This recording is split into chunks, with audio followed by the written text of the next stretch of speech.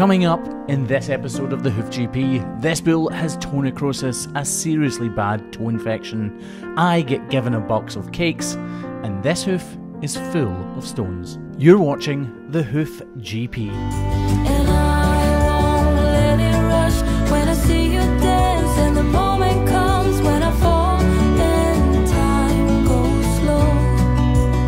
I fall into you.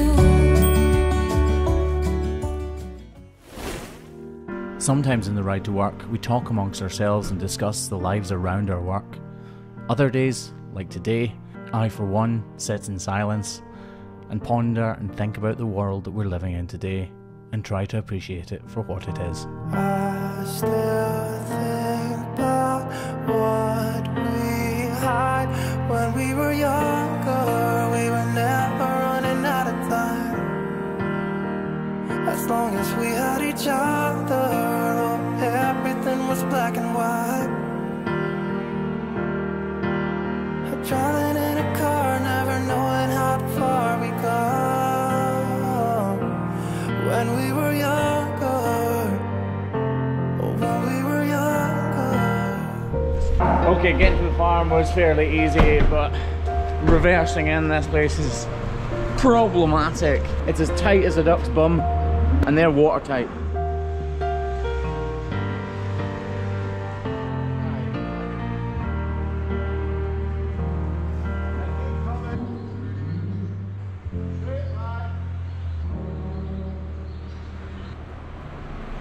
Straight back. Look. Told you it was tight. Look, we've got Roberto with us, look. This is my nephew, Robbie. Robbie's been in the videos before, haven't you, Robbie? Yeah, and Robbie gets embarrassed easily. Especially if you do this. Doesn't even want to kiss. What's that all about?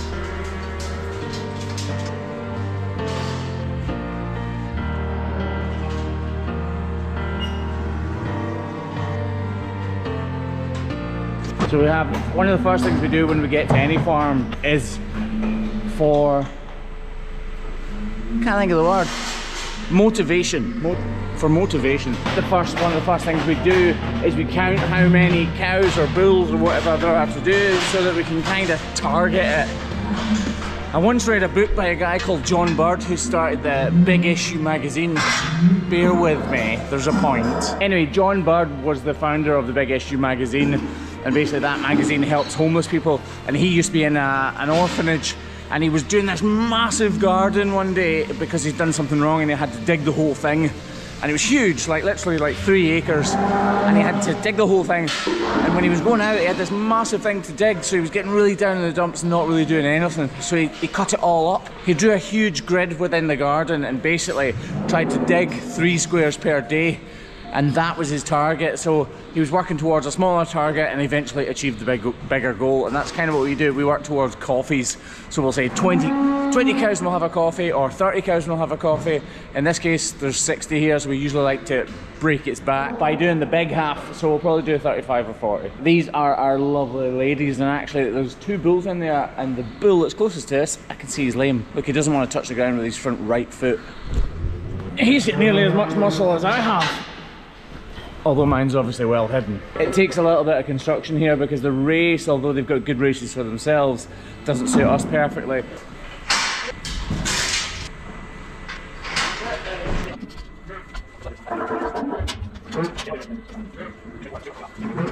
Just like that, done, look. And look. Look at that for a handsome man. That's a real man, he's not even a movie star or anything. Beautiful. Just about ready to start, but I'm constantly wearing these hats to work and ruining them, so I'm trying to keep them good. Loads of you spotted, by the way, that we restocked the shop. I didn't really announce it because I didn't want it all to just disappear, as it usually does. But if you do want any merch, just go to thehoofgp.com and you can get whatever you want, or if you're on Facebook, click that shop thing up there. There is loads in stock. And let's just say there's a new addition I wasn't expecting, and that Mrs. HGP is now looking after the merch. I'll let you guys figure it out. So the way it'll work today is basically Kevin and Robbie Boy will get the cows flowing.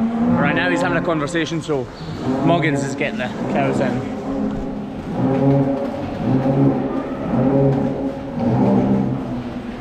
These cows weren't supposed to come in here. There's an auto shed gate, which is basically set up. It's pre-programmed for the cows' numbers to shed them in. Shed means separate them off. And it was still on, but it's not now. Come on, lass. The first one's always the most nervous because the crush is so clean. When we first started at this farm, about a year and a half ago, we were putting on lots and lots of blocks, but now we've been here and the farmer is really, really up on lameness. So there are less and less problems all the time. Right, I'm going to put you guys down and crack on with the work ahead, because if I don't, these cows are going to be standing for way too long. You know, it may seem strange to admit this, hoof trimming is obviously my job and my livelihood. I like to pride myself on being at least on a par with the best there is. But when it comes down to the differences between a farm with really good cow's feet and a farm that perhaps is not doing so well, rarely does the hoof trimmer have all that much to do with it. It's the farmer's willingness to give you the right cows at the right regularity. Some of my farmers literally have the attitude where a lame cow is not an option. That lame cow must be seen as soon as possible, and she will be seen and revisited again and again until she is back to full health. That type of rigorousness, that type of commitment and devotion to making sure the cows are as comfortable as possible is what the differences are between a good farm and a farm that maybe isn't performing to the best of their ability. Like I said, the hoof trimmer only plays a small but very integral part of a farm's overall hoof health status. So Kevin has obviously been trimming cows' feet for years and years and years and years and years and years and years and years and years and years and years and years and years, but only as a professional hoof trimmer for the last year or so actually. It's nearly a year, Kevin. That's well scary, and that is mad, isn't it? Time flies when you're having fun. Or in prison, as it feels. Anyway, yeah, Kevin has only really been trimming with us for a year, so Kevin trims the least out of us three, but he's still a good trimmer, and he just found a problem with the very first cow, which is never good, Kev. Definitely not.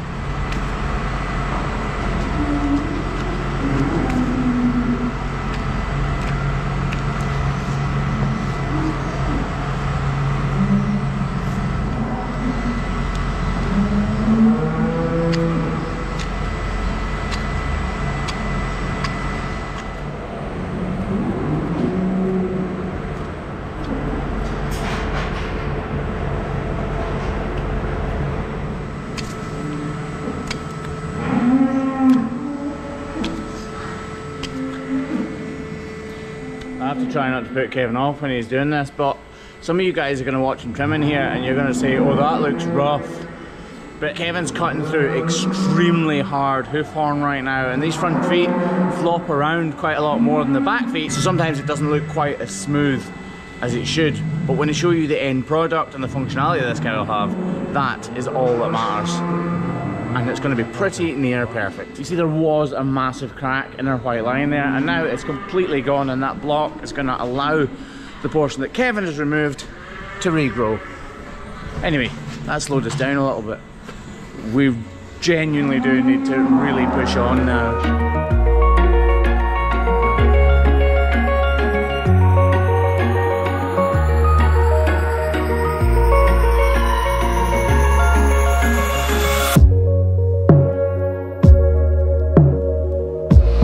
So this bull's really in for just a checkup, and as you'll see, his feet are really well kept, but actually he's started to overwear them because of all the walking he's doing. If you look here, you'll see his feet are really, really thin. So we're not actually going to trim his feet. All we're going to do is apply blocks so that he walks on that block for about 4 weeks, and that allows both of his feet to thicken up during the time that that block is wearing out. If you look from this angle, you'll see how low his heels are and just how thin these soles are.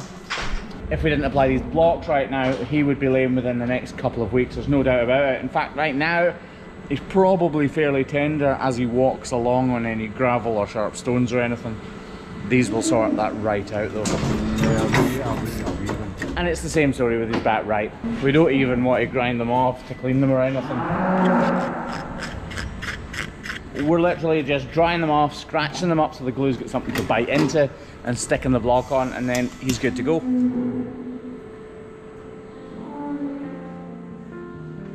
I don't want them to hear this, but it's quite cool watching father and son work together, isn't it?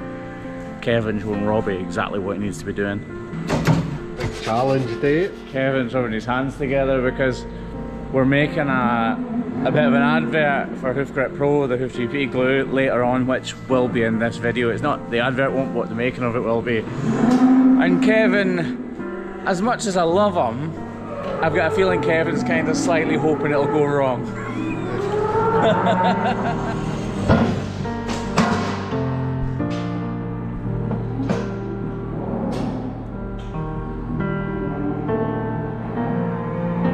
You see, our job really is more about prevention rather than cure, and that is preventing him from ever being sore in the first place. On you go. On you go.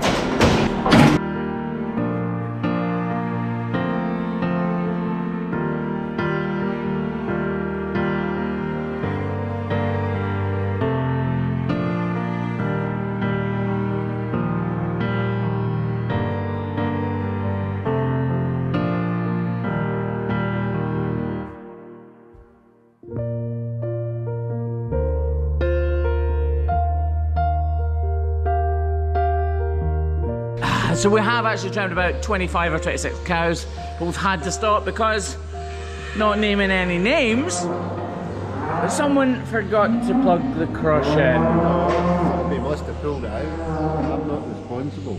If in doubt, deny all knowledge, folks. You heard it here. No, I'm only joking. It was in, but it must have fallen out. What you guys probably don't realise is the top of this crush is full of batteries.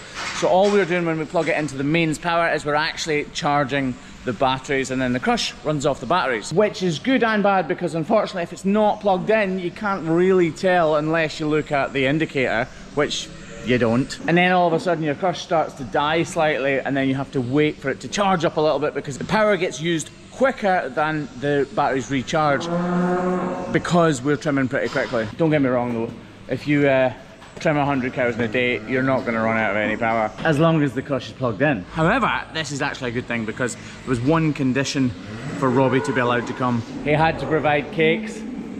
That took all of his pocket money. Nah, not quite. Oh, these are quite good angel slices. Jackpot. There you go, buddy. There must be somebody out there. Is there life without coffee?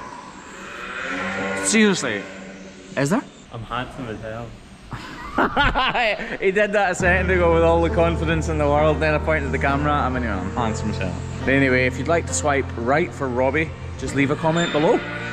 Is it right or left? Oh, Kevin knows. Kevin knows it's right. Kevin's like, it's right, it's right. They come in packs of 2.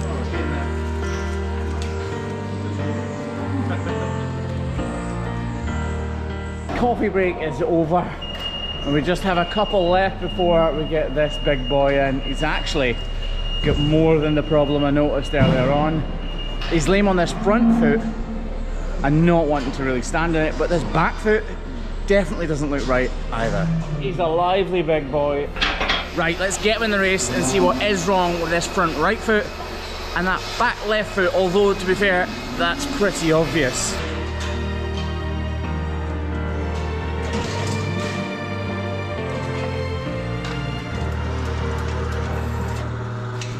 You guys come here. We need to be quick with bills like this because he's not happy. Although I will show you the front of his foot and you'll understand why I know he's sore on this. He's got toe necrosis all up this inside claw. And look, it's actually bleeding already. I just went to trim the other foot first so that we can wash that one and realise there's a potentially major problem with this one as well. Look at the hole there.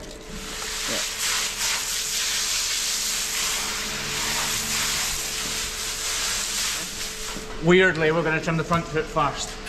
I say weirdly because I'm almost certain there's nothing wrong with this front left foot. From the way he was walking, it's his only good one. I know there's nothing wrong with this foot, so I want to get it back on the ground as quickly as I can.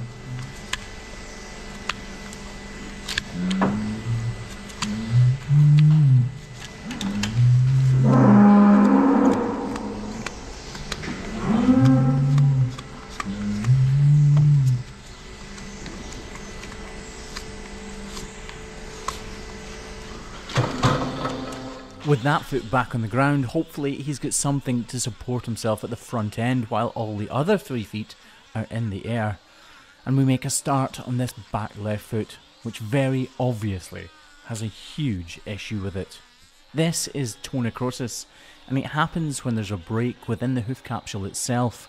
Bacteria, dirt and debris get into that cavity, and the pedal bone itself becomes infected.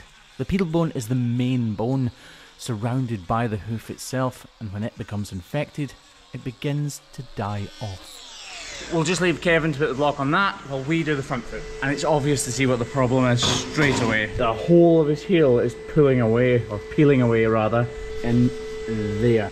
This was the hoof I noticed he was first sore on. I didn't even realise he was sore on the back 2 feet. And that actually stands to reason. On the front, only 1 foot is sore, so he's alleviating the weight from that foot by transferring all of his weight to the other hoof, i.e. holding one up off the ground and the other firmly in place. Right, we'll leave that and let Kevin put a block on here while we go back to the back left foot. Same again. Yep. This bull is lame on both of his back feet, so he doesn't want to favourite one over the other. Both are bearing the same amount of weight, and when that happens, it's not always obvious they're lame at all. This is a serious problem, and a very long-term one. Toe necrosis is when the bone inside this hoof becomes completely overwhelmed with infection. The term necrosis meaning that it's dying as a result of that infection.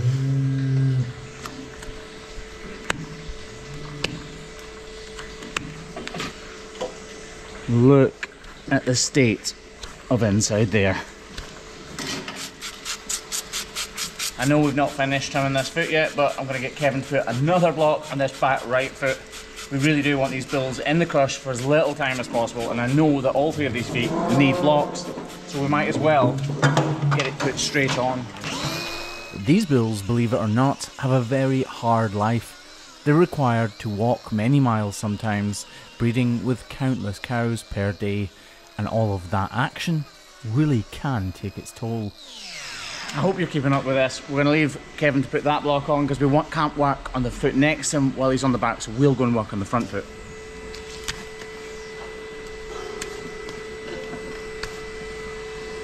This is the one he was showing the most discomfort on, but sometimes things can be slightly misleading. He's sore on both back feet, so he's not going to favour one over the other, is he? So actually, he's maybe just as sore, if not even more sore, on those back feet.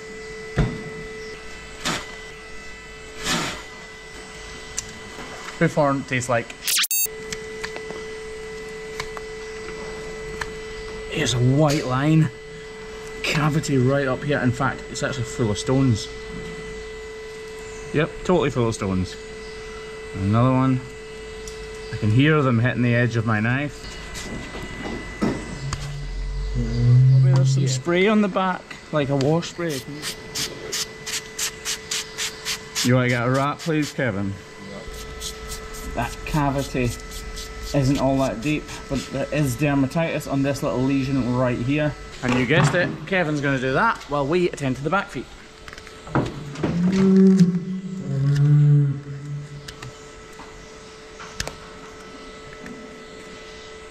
Out of the 3 feet with the problems, this is the newest of the issues he has. I need to make sure that I remove every shred of detached hoof horn, and at this point in the trim I'm not exactly sure just how much hoof horn that is. Just lower the whole of his foot while we're at it, because that block's going to take the weight anyway. But this recess goes further into his foot than what we can see right now. Often these problems extend right up the inside wall of the foot, all the way to the ankle, and I'm worried that's the case here, but after a quick feel with my fingers, I know that it isn't. That is actually an ulcer in his white line. This iodine should shrink it up and hopefully heal it fairly quickly. Right, next foot. Now that we've dealt with the foot that had no issue whatsoever, and the 2 that had relatively simple issues, it's time to tackle this one. Unfortunately, this is a chronically lame bull. That basically means that unfortunately for him, This type of issue is incurable. We can make him much more comfortable by reducing the pain that's going through this digit through the use of a block and by removing as much of the hoof horn as we possibly can. But to actually heal it and get the bone to regrow is completely impossible. But don't worry, all is not lost. Just wait until you see how this bull walks after this few minutes in the trusty KVK crush. It's nothing short of unbelievable. So this spray has actually got chlorhexidine in it, and that's helping to kill the bacteria, but it's not going to kill every bit, and that's why salicylic acid and iodine come into play and do their part. Unfortunately though, this is so sore and that's so inflamed that I don't think we'll get it off the ground with just one block, so we'll need to put on another one. Roberto, block!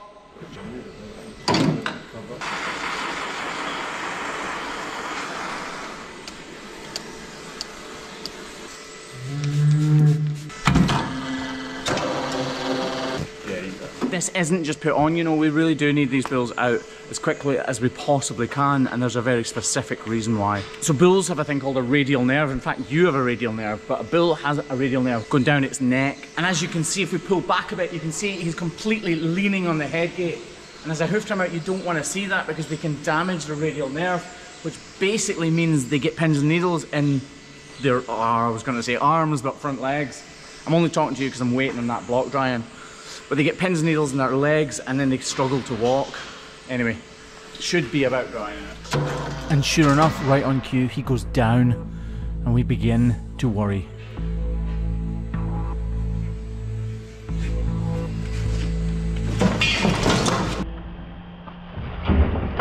Luckily for us though, he has enough hatred of me that it motivates him to get up and out of the crush. Look at how well he's walking now.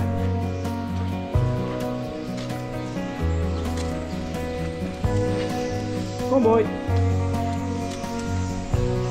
I'll be honest, he scared me a little bit there when I stood in front of him, but it gave him the notion and the motivation to get up, so it worked perfectly. Dealing with bulls is stressful. Anyway, we've got a couple more cows to do here, and then it's time to play. I say play, I hope it doesn't go wrong. It's time to do the advert after that. Right, I'm going to trim these cows, have a coffee, and catch you on the flip side, quite literally. But I still miss the way you used to feel. Maybe we rose too fast, maybe we got too high. Yeah, I do remember tears and the laughter. How could we fall so fast and let us go?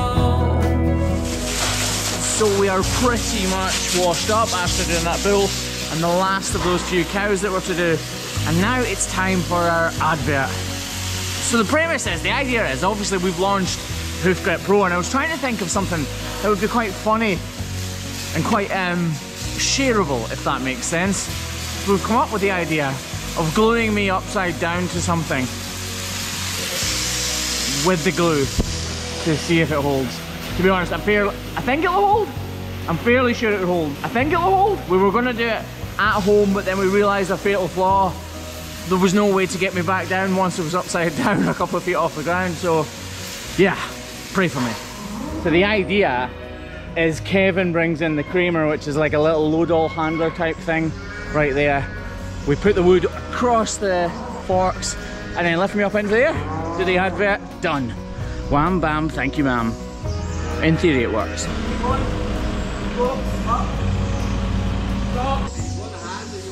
Please don't go wrong.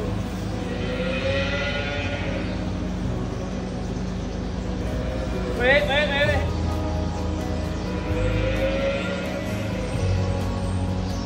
This is a brand new glue.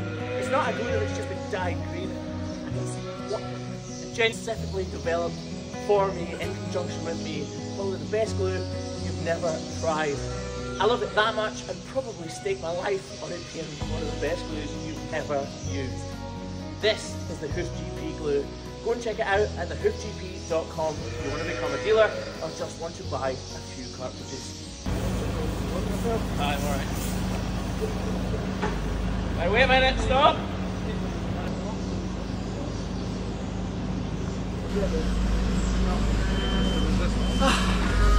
The things you do to earn a living. This has been the Hoof GP. Thanks for watching.